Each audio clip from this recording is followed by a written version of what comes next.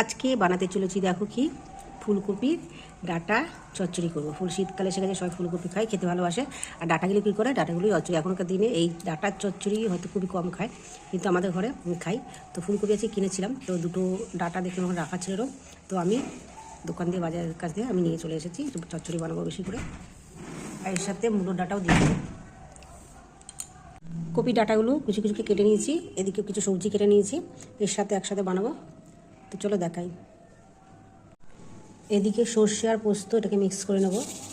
দেখো সাদা সর্ষে দিতে পারো, তো সাদা সর্ষে আনা হয়নি, ভুলে গেছি, তো কালো সর্ষে দিয়েই করে দিচ্ছি। কড়াইতে তেল গরম হয়ে গেছে, এর মধ্যে পাঁচফোড়ন আর শুকনো লঙ্কা ফোড়নে দিলাম। ফোড়নের মধ্যে কেটে রাখা সবজিগুলো দিয়ে দিলাম।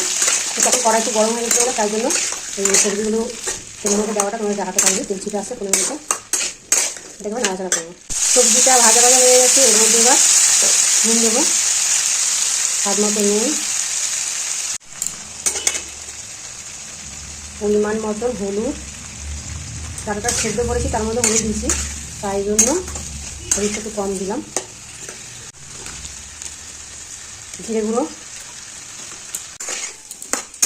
এগুলো নাড়াচাড়া করে একটু ঢেকে রাখবো সবজিকে সেদ্ধ হওয়ার জন্য, কারণ ডাটাগুলো সেদ্ধ করে নিচ্ছি, তো তাহলে সবজিগুলো সেদ্ধ হতে দেরি হবে। তারপরে যখন দিয়ে দিই, তাহলে আগে সবজিগুলো সেদ্ধ করে নিচ্ছি। এবার সেদ্ধ করা ডাটাগুলো সবজির মধ্যে দিয়ে দেবো।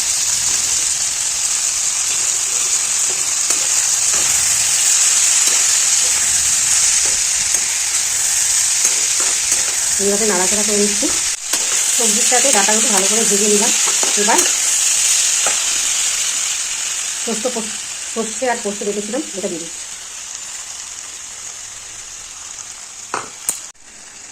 এবার জলটাও দিয়ে দিলাম, বাটা মশলা।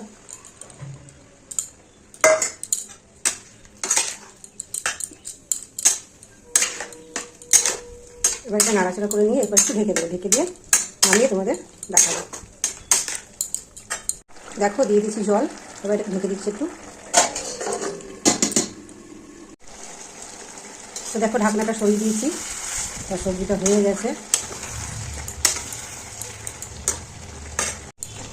ভালো করে নাড়াচাড়া করে নিয়েছি। আলু সিদ্ধ হয়ে গেছে, কুমড়ো সিদ্ধ হয়ে গেছে, ডাটাগুলো আগে সিদ্ধ করে নিয়েছি।